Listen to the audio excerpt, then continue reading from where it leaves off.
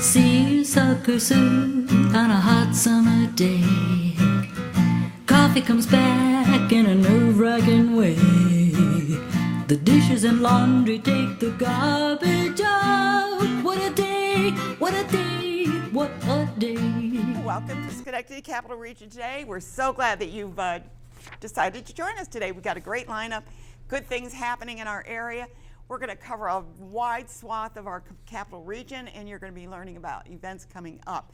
We will be talking, kicking off the show with the musicians of Malwick. They're having an event over in Albany, and we'll learn all about that. It has to do with leap year, and then dancing and metropolitan, lots of good stuff.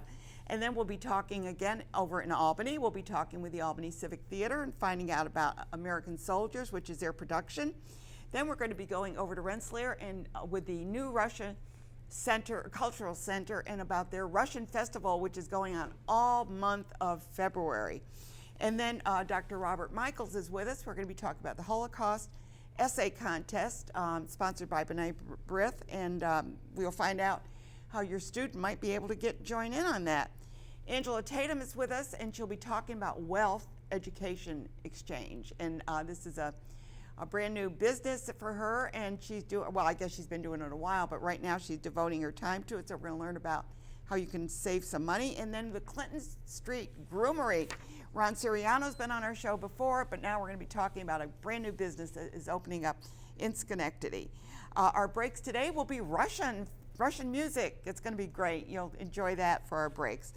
But right now we're going to start out with the musicians of Malwick. I'm Ann Perillo, and we're talking with Anne Marie Schwartz. She's the director of the musicians of Malwick. Great music. Oh, just wonderful.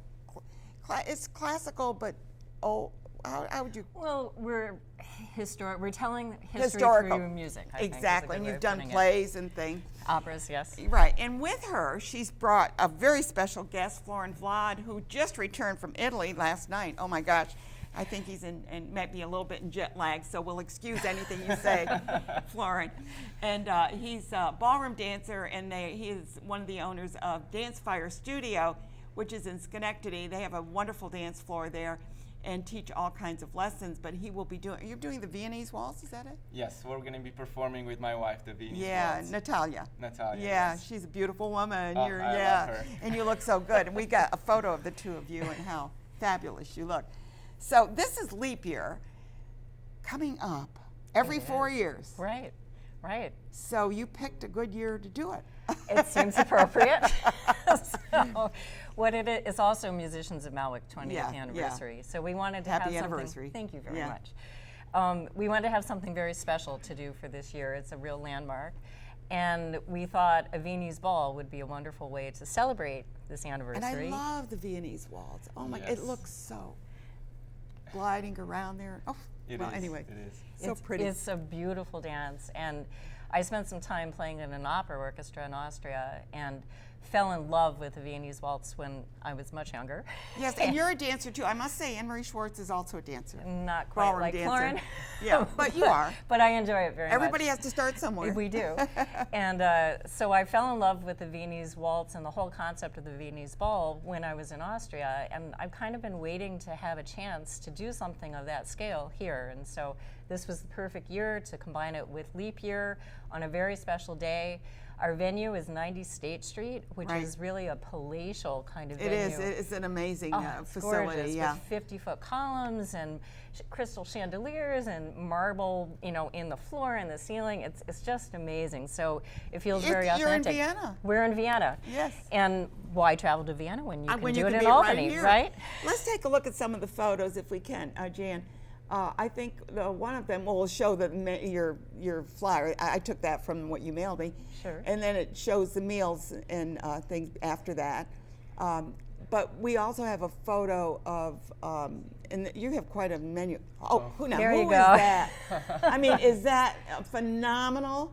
That's Florin and Natalia. Yes. Oh my gosh, they are wonderful dancers. If you to go to hear the music is one thing, but to see the dancing as well. Now, you've brought another special person here. So this is Emily Savoy. Emily grew up in Schenectady, and she's from this really nice Schenectady family. Tom Savoy was the organist at Immaculate Conception for many years, and her mom was a professional singer. Emily's singing at the Met now. And Not she's too shabby. Not too shabby, and you've had her on the show. If you remember, know. she was my lead in The Poor Soldier. Yeah, I remember the Poor Soldiers. And yeah. so she's coming We up. were and downstairs singing- at the time. I We think, were. yeah. And so she's coming up. She's living in North Carolina right now, newly married.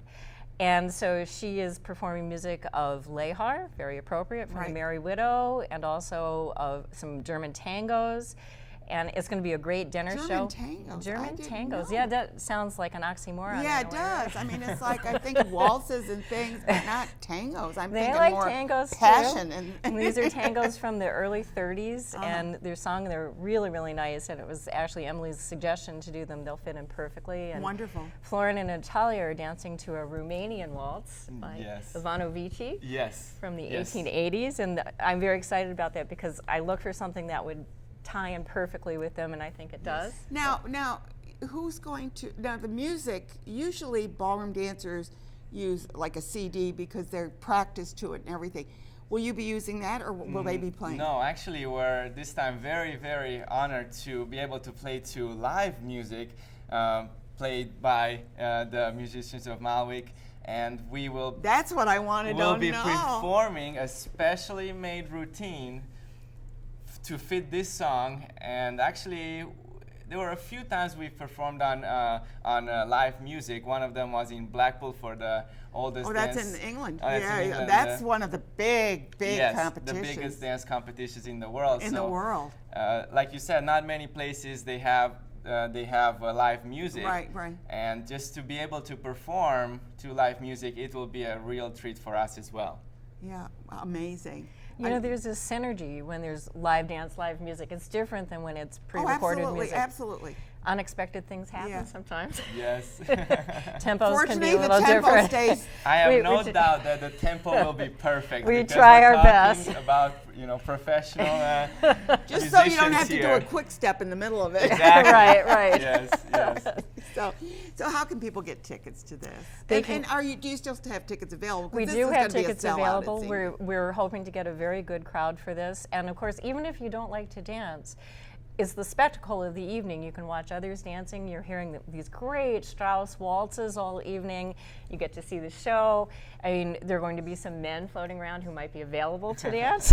So it's a really never nice. know. You never know. And also, Florin and Natalia are offering Viennese waltz lessons at their studio in Real nice. preparation for this. Yes. And you can take, my husband and I are offering less high quality lessons. I shouldn't say high quality, but Well, simpler you lessons. have to start somewhere. But we're at the University Club in Albany, so if you don't know how to dance or you want to brush up on your skills, you can go to their studio, you can come to us or any of the dance studios. You can get ready, get your gown, get your tails, and have a great experience. Exactly. Now, Florin, just to mention, you're located in Niskayuna for Yes. your dance studio.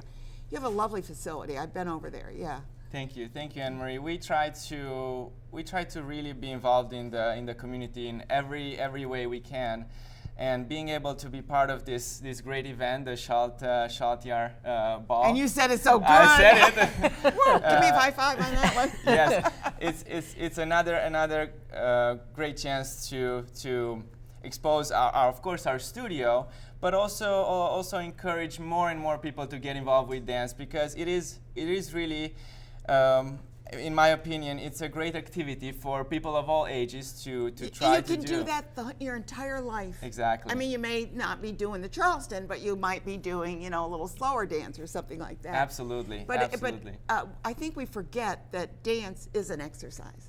It is absolutely. indeed. Yes. I think it's one of the best because it's every part of your body. Yeah. It's not just doing crunches or running, it's every part. And it's so enjoyable. I was going to say, who doesn't like music and movement? I mean, I love it, Right. so it's great. Yes. So Yeah. tickets are still available, and you can get them by going on our website or by calling our phone number or talking to me. Okay, good. So please support the musicians of Malwick. They are a wonderful group. I've heard them, and you will not be disappointed by just sitting there and letting that music flow over you, into you, and all around you, right? And of course, to see Florin and Natalia, that is a very special night. And to hear Emily Savoy as well. what better night could you plan on? And you know, Valentine's Day is coming up. Get your tickets and enjoy, right? Absolutely. Good. And we didn't say the date. When is the date of that? So it's February 29th at 7 Would that o'clock. be leap year? I think it would be. Okay, good. We're going to take a quick break, and when we come back, we will be talking with the Albany Civic Theater. They're doing American Soldiers. Let's find out what that play is about. Stay tuned. The group Volnitsa from Moscow, and the head of the group, Pavel Baikov. He is playing bass balalaika. You see, it's a huge bass balalaika. And another one is the solo balalaika, prima balalaika, Denis Zhukov.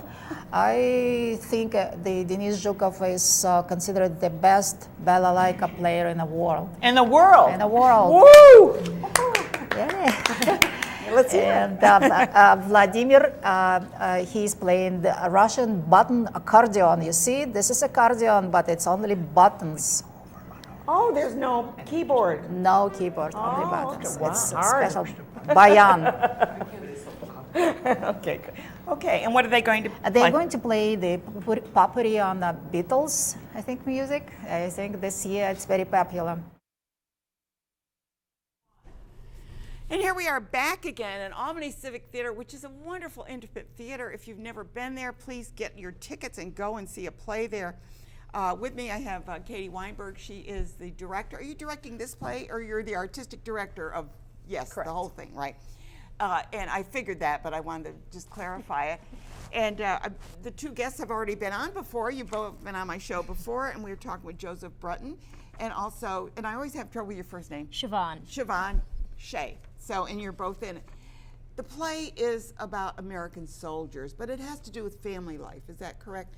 Katie, can you give us an overview of it, and then we'll talk about the characters. Sure. So the play is about a family in Long Island, and the eldest daughter returns home from being in the army in a tour in Iraq, and her father, played by Joe, is a Vietnam vet, and the daughter Angela comes home, and she kind of wants to unplug from life, and she's definitely traumatized by events that happened over there, and she wants her sister Marie, played by Siobhan, and her boyfriend to leave and go to Colorado and live with her and just live in the wilderness and sort of say goodbye to everything else they've known their whole lives because she of just what had it. she'd been through. You're actually watching Schenectady Capital Region today, but you're listening to WOOC FM on 105.3, which is the Hudson Mohawk Magazine. Let's go to Joe. And how did you prepare for your part? Have you ever been in the military? No. Okay, I so how haven't. did you prepare for your part? Well, I was lucky enough to have a brother who was in Vietnam, and he Okay. did 2 tours over there. So I lived with that experience, and it Sure. happened to be that my character is a retired cop as well. My father was a police officer in New York City. Well, you didn't have far to go to get into your character. And we had enough family dynamics in the kitchen, so I was prepared for lots of Right. this. And are you a sympathetic character, or are you challenging? Tell us a little bit about your character. I talk about it as a flawed character. He has good intentions, but he has problems, including alcohol. Okay. So he's Which is not uncommon. no, not at all. Not uncommon, both for police officers and also for your veterans as well. Right. I think it's because they see so much that it's just sometimes too much to handle. It became a very acceptable way to handle It was difficulties. self-medication. Sure. Yeah. Sure. Tell me about yours. You just returned from Afghanistan, is that correct? And your No, character. I'm the younger sister. You're the younger sister. I'm the Okay, I one who's wasn't just sure returned which back. one was which. Okay. Yeah, Marie, I think, is like the quintessential little sister. She's kind of very much your typical like post college student, young 20s, like going out So to the you're bars. visualizing your family in it through different eyes. Yeah. But she's also absolutely the product of her family life, and kind of this like alcoholism and kind of closed off dynamic almost between her and her father And your sister. and her sister. Yeah. Does your character sympathize with one more than the other, or do you think that going into the military is your next step? I don't think it's Marie's next step at all. She absolutely sympathizes with them a bit, but I think she's more concerned than anything else. You know, she sees how her father's become unraveled, and she sees the start of that with her sister. And I think it's more concern than sympathy. You know. For those of you who are listening, you won't be able to see the pictures, but Katie, they'll bring up some photos. Tell us what we're looking at, and maybe that'll give us a feel for the play itself. Sure. So the play takes place in the kitchen of the Coletti family home. This is Joe's character Carlo Coletti Sr. and his son Carlo Coletti Jr., who is a politician. The son is, trying to stop the dad from drinking as much, and the dad just isn't having it. It's his house. He wants to do what he wants. This is when Angie comes home. Actually, this is when Angie's leaving. I think everyone in the family tries to get her to stay, and she really wants to go. So this is them trying to help her stay. Again, the dad trying to help Angie stay. Angie, played by Molly Waters, giving her money, trying to do anything he can to help her stay. This is Angela and her boyfriend Hutch. Their sort of reunion when she comes back from being overseas. So does this play, it has seemed to have adult themes. Do you see this play as appealing to what age group? I mean, would you say high school and above? Yeah, I would say that. There's swearing and there's drinking and, I guess if. Well, nothing they haven't heard exactly, on the school bus, exactly. right? Some of us are wearing very little. That's right. That's right. Okay. Well, maybe it is. Well, anyway, but we haven't really mentioned. It's already in production, and I have to say, I just found this in the paper, the theater review. Yes. Which was very nice. It looks at contradictions in life. If you haven't seen it, it's actually, this came out of the Scheenctady paper, but I'm sure that the other papers have also. To put together a play like this, how many are in the cast? Five. Just five. Five. Yeah. It's an easy cast to work with. I mean, it's a smaller group. Yeah. Is what I mean. Because Yeah, when not you get, this one. No, I'm kidding. I'm not talking about the cast Oh, okay. members. I'm talking about having the number of Yes. work to work with. Who's directing the play? A man named Dennis Shabetta. Okay. He's new to the area, but he's not new to directing. Okay. He's wonderful, and I hope he directs lots more at Albany Civic because he's That's just great. a wonderful director. How many more plays do you have coming up? In our season? Yeah. Our next play is Death Trap by Ira I Levin. love that. That's the Yeah. the oldest running play, isn't it? It's No, something- I'm thinking of Mousetrap? Agatha Christie. Yeah. This is the one where the two characters. Yep, Yeah. it's sort of not a spoof on, it references a lot of murder mysteries. Right. That's directed by Michael McDermott, and that opens May 1st. Good director, yeah, yeah. So you have a lot going on there. They're located at 235 2nd Avenue over in Albany. Their theater is I call it like a black box because it's small, it's intimate, and if you're in the first row, you might even have a few lines to say. No, I mean, you're really close up. So, and I loved it, Yeah. because I sat in the front row and it was wonderful. How long is the run of this play? It's 2 more weekends through the 16th. Okay. Fridays and Saturdays 7:30, Sundays at 3. And we got brand new seats. So You got brand new seats? yes, Whoa, how nice for this that. season. So that's Yeah, exciting. great. So let's just, to recap, it's the Albany Civic Theater. You're listening to WOOC FM, and you still have time to get tickets to that. It runs through February the 16th. And we suggest that you do get your tickets, no matter where you live in the Capital Region, to see this play. Often we see comedies, we see musicals, all that, but to see a play that kind of makes you on the way home discuss it, to me, is more exciting than anything else, is to be able to talk about it. Maybe not just sing a few tunes, but to talk about the content and how it affects you personally and the people that you know that may have been in the military and as an observer, to see how that goes. Absolutely. Anybody else want to say one more thing before we wrap up?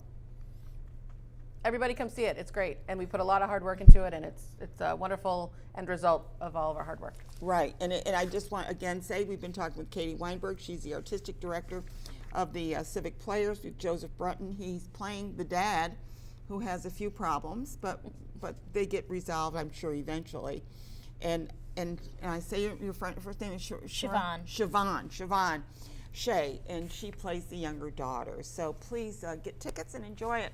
So much going on in our area. Don't miss any of it.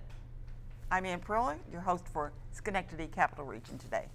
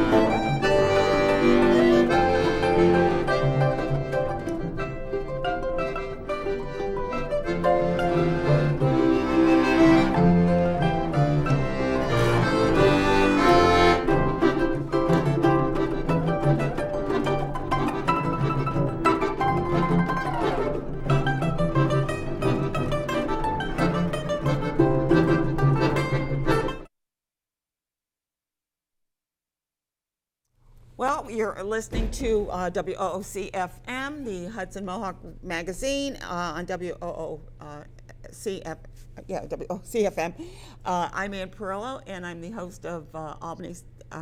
Gee, I'm all over the area today, but we're talking for the Schenectady Capital Region today. But we're going to Rensselaer for this one, as we do all over the area. But with me, I'm so pleased to have Tanya Deptola. She is the president of the New Russia Cultural Center. They're located in Rensselaer. And with her, she's brought Marissa Scotty. Is that how you pronounce that? And she is a vocalist, and she will be singing with us. And if I know you're listening to radio, but if you're watching on TV, you're seeing the beautiful outfit that she is wearing today, which is probably a traditional from, what region would you say that's from? This is traditional Russian dress for women called sarafan. On a headset, it's special name koshnik. It's very traditional for centuries in Russia. They were in that It's beautiful. It's beautiful. Absolutely beautiful. And you're a student, right? Yes. Yeah. Tell me a little bit about yourself. Sure. So I'm a junior at the College of St. Rose. I'm studying vocal performance, classical, and with a literature minor. Mm-hmm. Okay, good. And if you watched any of the, I know that if you're listening, you don't know what I'm talking about, but our breaks today have been some from the Russian festival, and we had Irina Petrick, who has gone on to sing all over the world. So that's you next, Marissa. Hopefully. Maybe. I love Irina. So Right, I know she's a wonderful woman, isn't she? So let's give me kind of a background for what you're going to be singing, and when will she be singing this, Tanya? Okay, our Tchaikovsky music competition is going to be on February 8th, and it's going to be piano division and vocal division. So Marisa, she is going to be singing during the vocal competition part of the Tchaikovsky music competition. Okay, good. Then what are you going to be singing? On Saturday, I'll be singing a piece called Never Sing to Me Again by Rachmaninoff, which is not what I'm singing today. That piece is a little more intense. It's about your love being gone and sort of being haunted by their voice. Today, I'm singing a more peaceful song about being in nature with God called How Fair This Spot, also Okay. Rachmaninoff. Okay, good. Now, somebody's going to turn on the boombox, or? Yes. Okay, good. And we'll let you go ahead and sing. And you can stand up if you like. Great.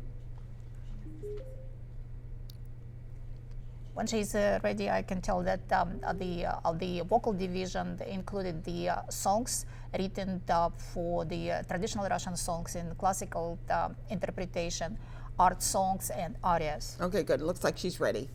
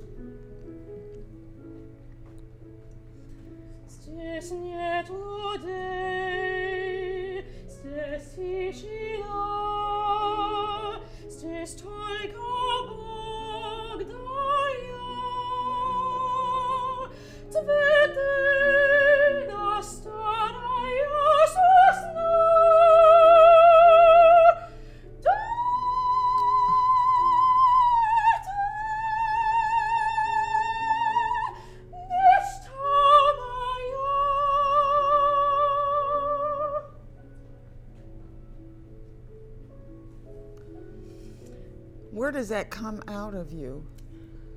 Your voice is phenomenal. Thank you. Thank you. No, I mean, you have such timbre to your voice. I mean, Thank it's. you. The minute you did, I grabbed Tanya's arm. I just, oh my God, she's wonderful. Oh Thank my you God. so much. Thank you. It's a really beautiful song. I'm sorry to pause it. There's a little Well, bit that's of a piano okay. outro, but Now you're planning to go into vocal performance. yes. Okay.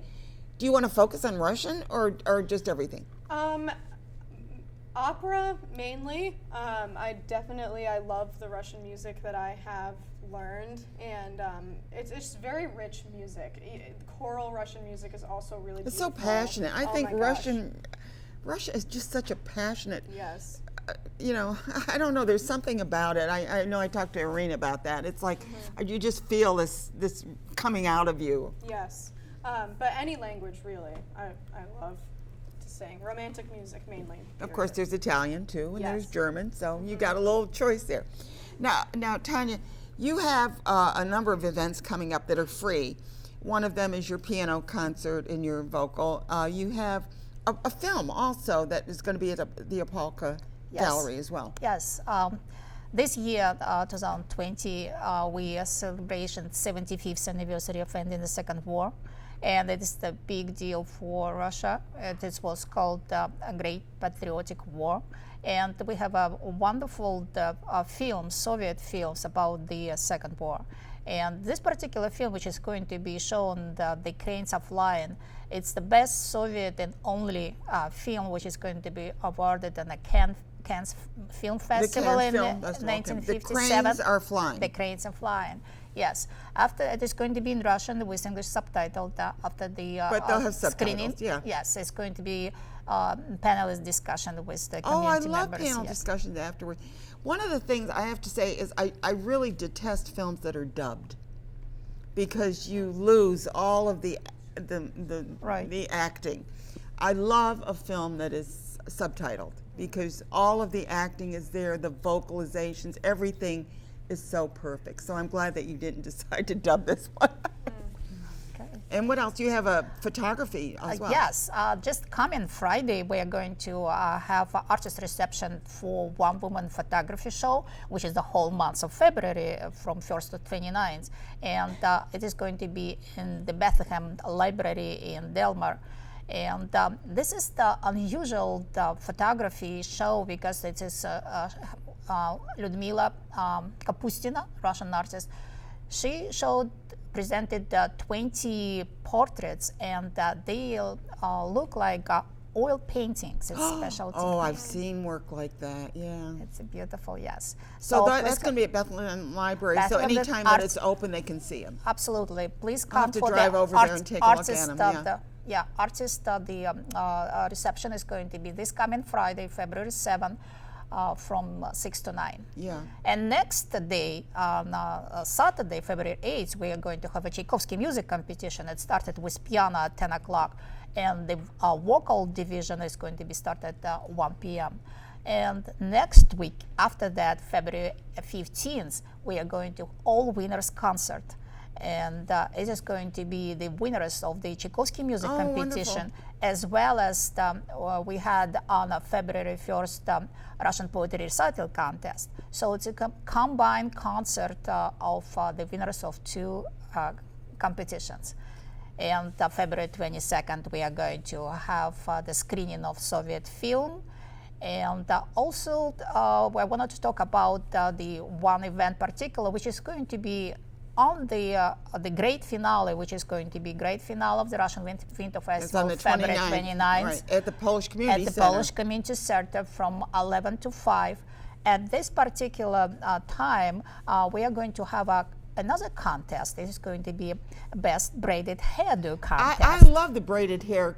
I mean, if you haven't seen the way they braid hair, it's amazing. I mean, it's beautiful. Absolutely. This is the contest open to all girls and women who has the beautiful long hair. And also it's open for the not professional hairstylist, mom, Yeah. sister, Yeah. grandmother, the students of hairdressing schools. Sure. And we need to register. It's to contest, to participate in this contest. That's free contest, but with admission to the festival. And the grand finale of the festival, it's the biggest day, the final day. What is this going to be? All day music performances, crafts, foods, contests, exhibitions. I'm telling you, you really have to go to this. It's going to be on February the 29th. You're listening to WOCFM, and you're watching Schenectady Capital Region Today. To remind you, the Russian Festival, their grand finale, is going to be at the Polish Community Center. I highly recommend it. If you've got kids, bring your kids. Let them learn about other cultures. It's so important for this entire world that we understand each other and come to a common knowing that we are all the same in so many ways. And this will give you that feeling. The music is wonderful, the dance is wonderful, everything is wonderful, the food is great. I can't tell you how great it is, and it's very nominal to get in. Please get your tickets and go over there. I'm sure you can get your tickets at the door. Yes, you can get tickets at the door. Also, if you wish, you can buy the tickets on our website, which is going to be convenient to use. Right, and that's their website is, if you're listening to the radio, it's newrussiacenter.org. I want to thank you both for being here, and best wishes for your success in your chosen career. Thank you so You've got a fabulous voice. Thank you. We're going to take a quick break, and when we come back, we are going to be talking about the Holocaust essay contest and their award ceremony that will be coming up later in the year. Stay tuned.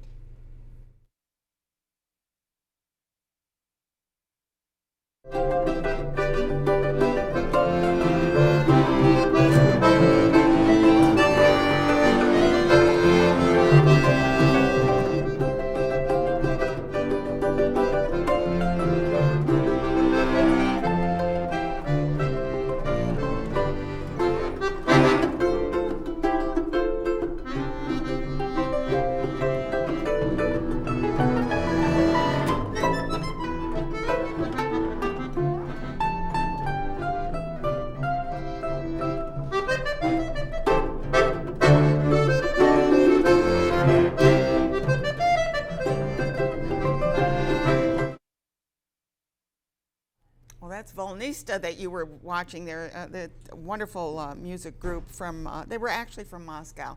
But right now I have Dr. Robert Michaels with me today, and we're going to be talking about the Holocaust essay contest. And you know, I just mentioned about in my last segment to talk about how important it is to understand each other. We need to understand history as well. You're listening to WOOC-FM, and you are watching Schenectady Capital Region Today. Ann Perillo is the host, and that's me.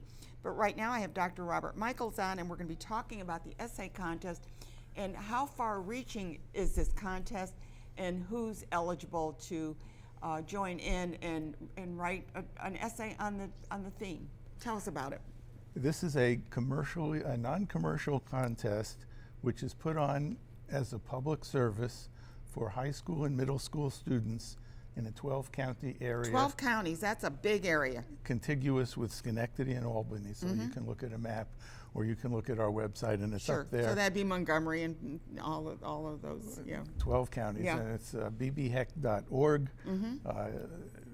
The rules, the deadlines, the essay question itself, all are posted along with educational resources that teachers can use for their classes. Now, you know, something came up when I was reading about this, that is the Holocaust taught in all schools, or is this something that, well, we're moving on, there's other things to deal with? Well, there is a segment in New York, as I will make clear when we look at the essay question. There are 11 states, including New York, that require education about the Holocaust. Only 11 states? Out of, 50. So that's 80% that don't. And the question that we're posing this year asks whether we might expand that number of states, because that would expand the exposure of students, and specifically what kinds of lessons from the Holocaust might be appropriate to improve students' appreciation of diversity, ethnic diversity, cultural diversity, and to reduce the kind of intolerance that we're seeing today. We want our students to appreciate diversity, They are our future leaders.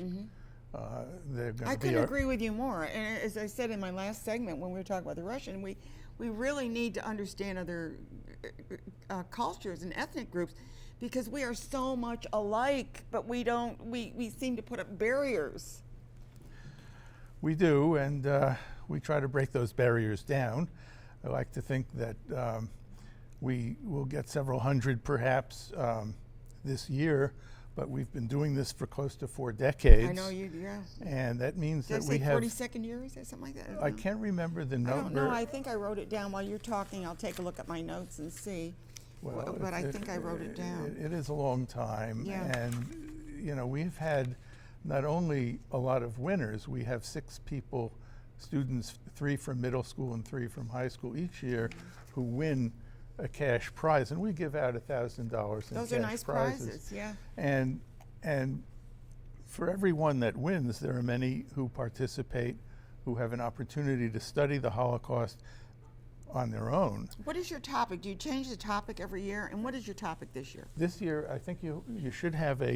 Yeah, they did have it up. Oh, but, it was yeah, up there. yeah, Okay. yeah. So the topic this year relates to the fact that only 11 states require the teaching about the Holocaust.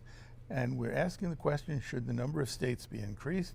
And what lessons of the Holocaust of World War II might best improve students' appreciation of ethnic and cultural diversity that we experience in our country and reduce intolerance, which we are experiencing, unfortunately, in this country. Yeah, yeah. So we have had a legacy now of probably tens of thousands of students who have now become our teachers, our community leaders, our parents.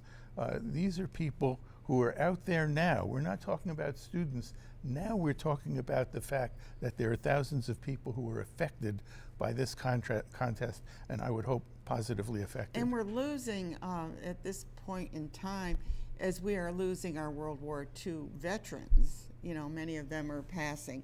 We are losing maybe some of the history, the oral history of people that were involved with that. So it's important to keep this history going so that we can document. I can't agree with you more, and I'll tell you that there is an oral history component so that people who are survivors of the Holocaust get to tell their stories in archived films and interviews. And so that is underway, and the question is to keep those memories alive, and for me, most important, to keep those lessons alive so that we can prevent this kind of thing from happening. Well, you know, it's funny that you say that, because we say we learn from history, and yet we do know that as we look at what's happening in the world today with the pogroms, and I mean they're in different countries with different ethnic groups, different religious groups. It seems like we always have to be fighting somebody. Don't we ever learn?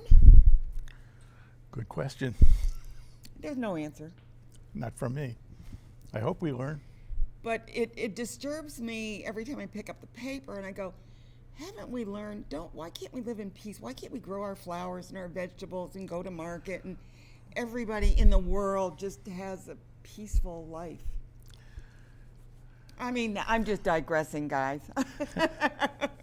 Peace on earth, and I guess my biggest lesson has been to avoid listening to the news or reading the newspaper don't listen to it all. in the evening, Yeah. because it stops me from sleeping. Yeah, well, exactly. Now, you also you mentioned that there's a deadline for them to get these in, and that's the 21st. Did you say? Yeah, they have an option to email them or to use the postal service. Okay. In that Do they case, have it's to a go through the postmark. school? I mean, what if they're homeschooled?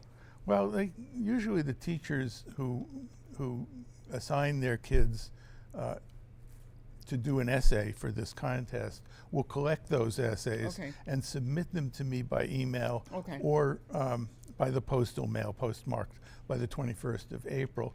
This year we may actually manage to have an upload option.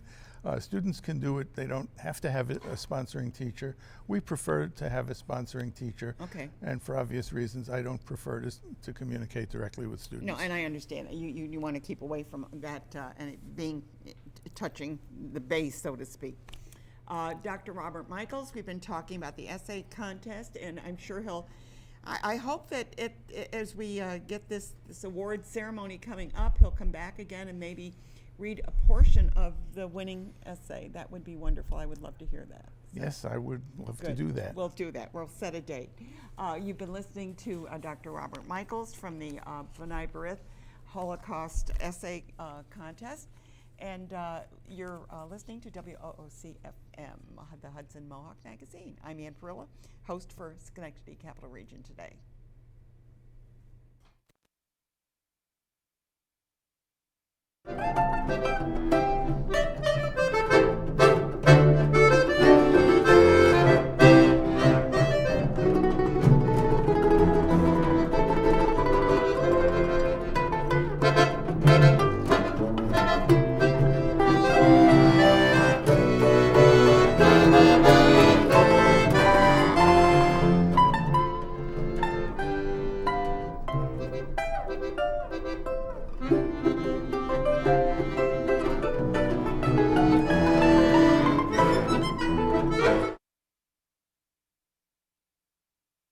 And here we are back again. That was Volnista that you were watching on TV.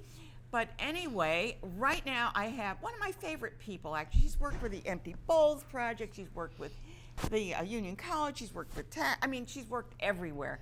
But right now you're doing wealth education exchange. Yeah. What is that? It's a financial literacy organization that my husband and I started. Right. And the focus is to help everyday people in the community learn how to end the cycle of living paycheck to paycheck. It's basically a simple, easy to understand personal You're not finance. talking about where to invest your money. You're just saying how to get through every day, right? We do talk a little bit about investing. Well, eventually. Yes, yeah. So we basically focus starting first on having a smart money mindset. That's the foundation of just understanding what does it mean to be wealthy. It's not Probably having you start out with a budget, right? I mean, Yeah, so, because a lot of people don't understand the concept of budgeting. Yeah, yeah. So that's You get the money and there it is. Yeah, right. Let's spend it. Yeah, budgeting is very powerful. So that's the second thing we focus on. So first is having that mindset. The second thing is having the budget, the cash flow planning. That's really the foundation. And then everything else builds on that, getting out of debt, learning how to invest, how to save money, all of those things. And all of those things are important. They have also the Cash Coalition, of course, which you're aware of, I know that, who they talk about trying to get people on the right track with their money. Right. Do you work with groups, or do you work with, in other words, would you go out and to talk to a group, or would you prefer to talk mano a mano, person to person? Yeah, we mostly contract with organizations. Okay. So with schools, not-for-profits, so they will contract with us, and then we will come in and speak to their constituents, their students, their employees. We usually do like a five-week boot camp. Oh, nice. Yeah, Nice. where we're going over mindset, budgeting, saving money, getting out of debt, investing, and also leaving a legacy for your Leaving children. a legacy. Boy, you really are moving right Yeah. on, aren't you, to do that? What do you find is the most difficult, from your perspective, to get through to people? I mean, what concept do they just not quite get? And even if they understand it, they can't seem to process it. Yeah, that's great. I would say we have evolved our program. So we started off by doing the budget. That was the first thing. But then people didn't really understand the importance of the budget. So the budget is foundational. Like if you're not doing a budget, then you don't know where you can save. You don't know where you can spend. No. And once people understand how to do a zero-based budget, that's really where the transformation happens, where you give every dollar a name. Every dollar has a purpose. So even sometimes people will do a budget and they have $30 left over, and they think, oh wow, I'm doing really well. I have a $30 surplus. But then we tell people that's not a zero-based budget. That $30 that you have left over, it needs to have a name and a purpose. And so put maybe that it's back a savings into, account. Yeah, exactly. Exactly. You know, or a college fund, or whatever, or Yeah. saving for your Christmas Right. spending. Or, Yeah. I mean, It it has needs to a have. purpose. It's funny that you say that, Angela, because I remember as a kid, my dad would bring home. Now, at the time, he came home with cash. I mean, maybe it was different then, you Yeah. know, because now everything goes automatic deposit and stuff. My mother had envelopes set up. Oh, yeah. So much went in for the rent. so much for electricity. This is every week. She Yes. would take a percentage of that, put it in these, and I remember those envelopes sitting there. Yeah. And then the groceries and this and that, whatever had to go. And then of course there was always savings because they were savers. Right, you know. right. But you know, and they did not believe in credit. Oh my gosh, you know, credit was an Yeah. evil word. Of course, we live on credit now, and look where it's gotten us. Right. Right. Do people understand that concept? How can they do that if all their money is sitting in a bank account? Yeah, actually, it's so interesting that you said that because we encourage people to do the cash envelope system and okay. to wean themselves off of using credit for a time until they, you know, build up that discipline that they need to do well with money. So we tell people all the time, like we're talking about doing money the way probably that your parents, grandparents handled money. Yeah. So it's not anything really new. It's a lot of old-fashioned concepts, but that's really how people It's not win. been taught though. Yeah, yeah. What exactly. you're doing is going back to teaching. Yeah. Because if you've never learned this, do they even teach this stuff in school anymore? I mean, Yeah, no. I mean, not all states have it as a requirement to graduate.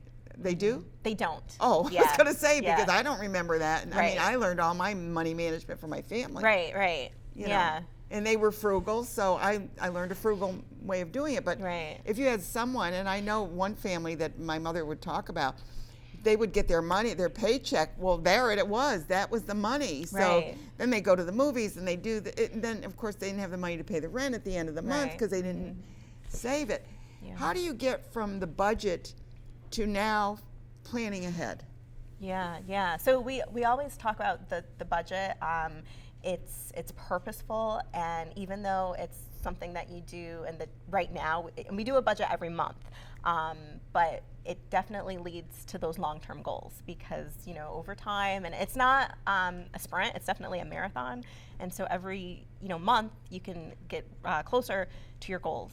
Do you also teach them what I call money suckers, like that coffee, the espresso, Yeah. or this or that you don't even realize that the money is going, and Right. then all of a sudden at the end of the month you go, I mean, you know, oh my gosh, I spent $5 a day for coffee. Yeah, yeah. And that's $150 a month. Yeah, miscellaneous spending is what really kills people. Like I saw a meme the other day that said, how do people lose out on $10,000 a year?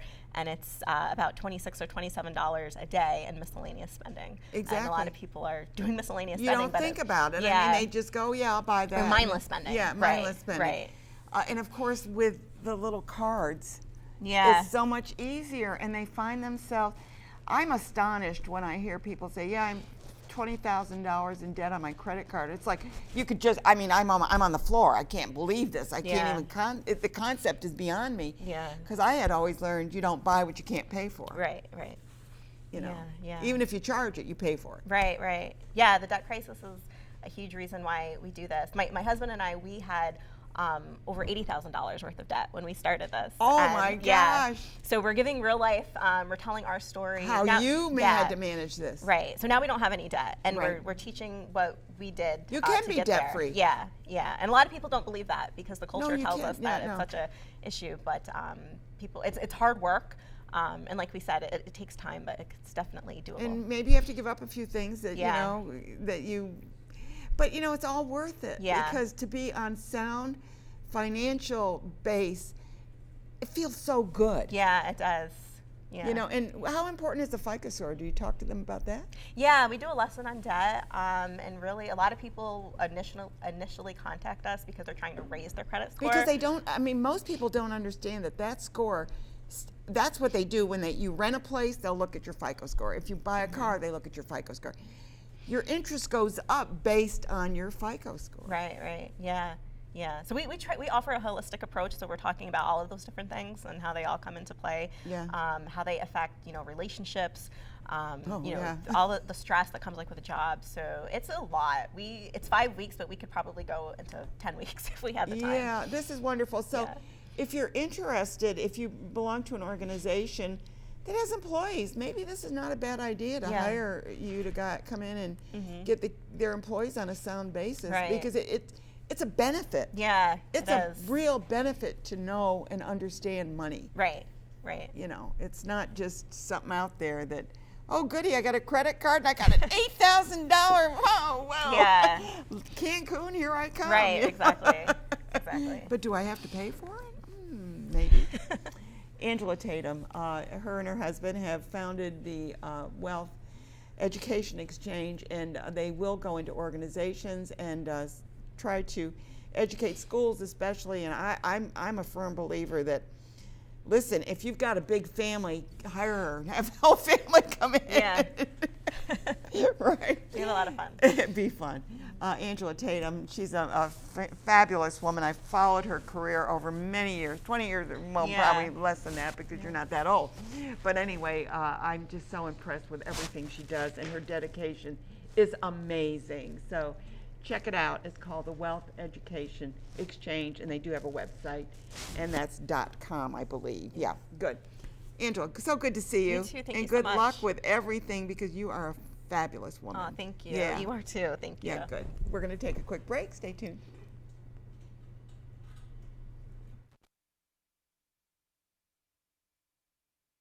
Возрастной диапазон от 27 до 43 лет. Вместе 10 лет. Работает в стиле русский джаз-фолк. Участники многих международных музыкальных фестивалей и конкурсов.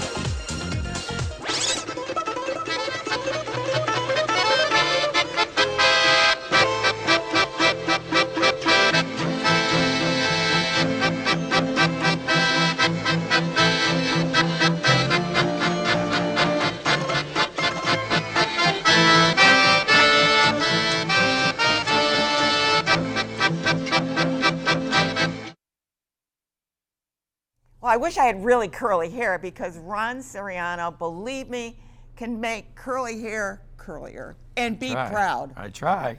Don't straighten it. Yes, no, don't straighten it. No. Embrace what you naturally and have. I know that you have, I know a few of your customers and in the Moisture Salon, but we're not talking about that today. But anyway, that's part of what you do, so we'll mention yes. it.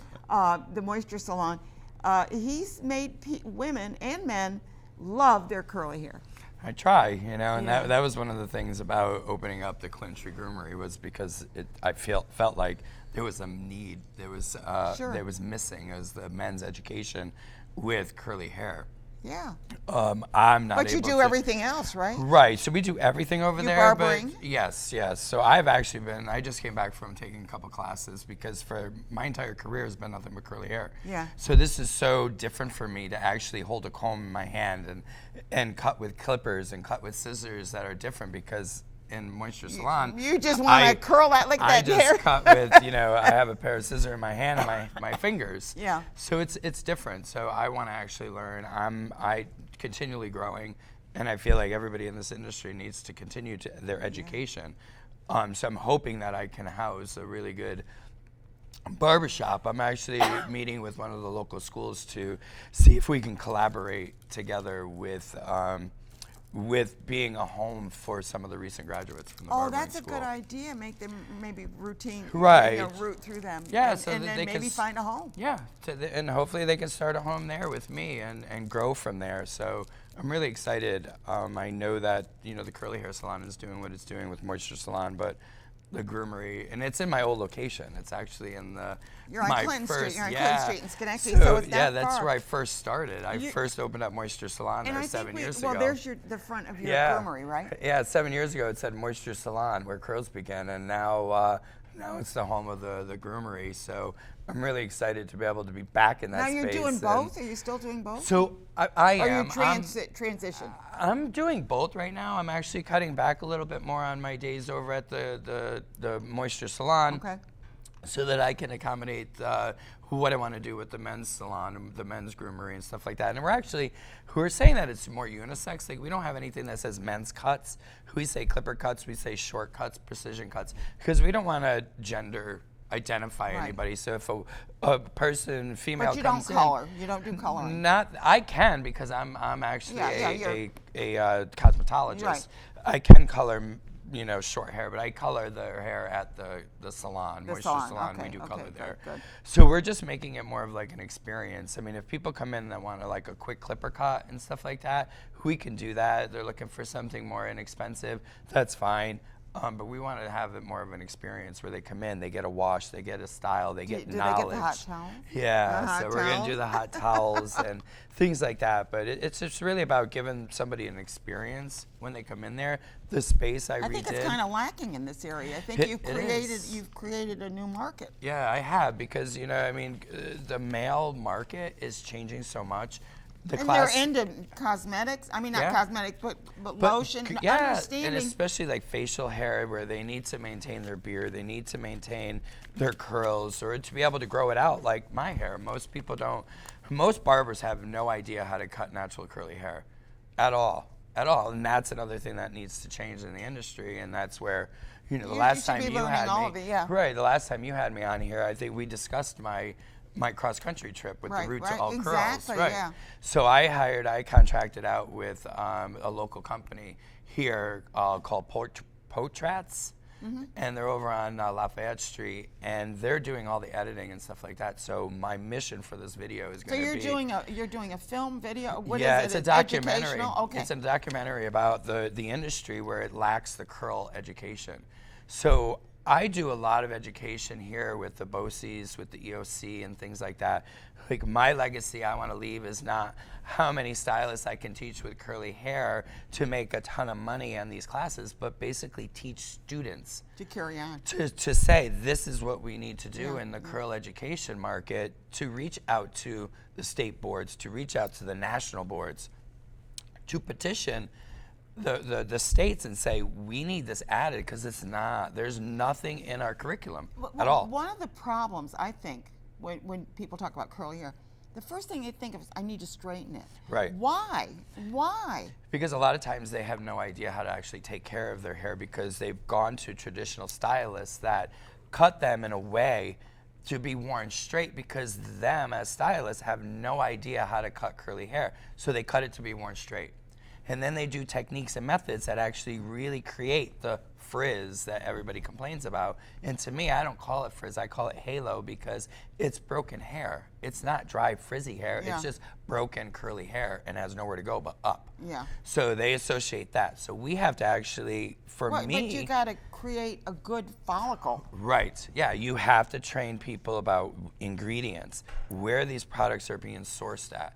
Because the cosmetic industry is really horrible when it comes to what ingredients are in our products. They can go from products that you get at big store brands or at high-end salons. There's all these ingredients that are in there that are going to block moisture from the hair. And people don't realize that. And they're like, well, I buy good stuff. Yeah. It doesn't matter. It doesn't make any difference. It doesn't matter. How was that product made? Yeah, and where is it made? Right. What did they add to it when they're using essential oils? How much are they going to build I love this? it when they go, yes, it contains essential, and I wonder, would that be 0.001%? Yeah. And then when they do and add they can the still oils, say it's in there. Yeah. Or you look at where they say proprietary blends. When they say that, they have their own specific blend. Yeah. They don't even have to list it. They don't have to list it. That's why the European market, they ban 1,300 ingredients from their products. The United States ban about 24. I know that a lot of foreign countries, European countries usually have banned a lot of. Yeah, they won't carry any of our products. Really? No, they won't carry because of the compliance. They're so strict with the ingredients, which we hope that more products, the cosmetic industry here would do that as well. That's why we're getting more lawsuits from different companies that aren't testing products enough, where hair loss is happening. Well, hello, it's going to happen. Yeah, I need to say who's coming on next week, and then we're going to come back and finish. Good. Yeah. Next week we got Clinton Street again. Clinton Street Mercantile is going to be on. Love that store. Isn't that great? Colony Seniors are going to be talking about health and wellness. Girl Scout cookies. Who doesn't love them? St. Clair's pension update. Whoa, what a saga that is. And then the Scheenctady County Historical Society will be on. So we got a great lineup next month. But you're absolutely right about products, because you buy it because it's got a name. That name it's golden. So it must be a perfect or a celebrity product. name. Yeah. Oh yeah, don't you love it? Yeah. I mean, the half-hour commercials on TV of their product. Yeah. I've been using this, and Dr. So and so does this, and Who are these people? Yeah, and that's why most people, especially that come into our salon, and that's why I want to actually do that with the men as well, because men need to understand that they can have great curly hair, and it doesn't matter for us, even though I specialize in curly hair, it's all about the health of the hair. Yeah. So for me, and especially in the barbershop, if you have straight hair, if you have curly hair, whatever, or if we have a client that comes in that has a curly hair child with a straight hair mom, we're going to let them know that these products are actually going to make your hair healthy. Yeah. It doesn't matter if they're going to work on curly hair or straight hair. It's health of the hair. You've been watching Schenectady Capital Region Today. Ron Siriano, hey, keep up the good Thank work you. and make Thank our you. hair look good. That's right. Okay.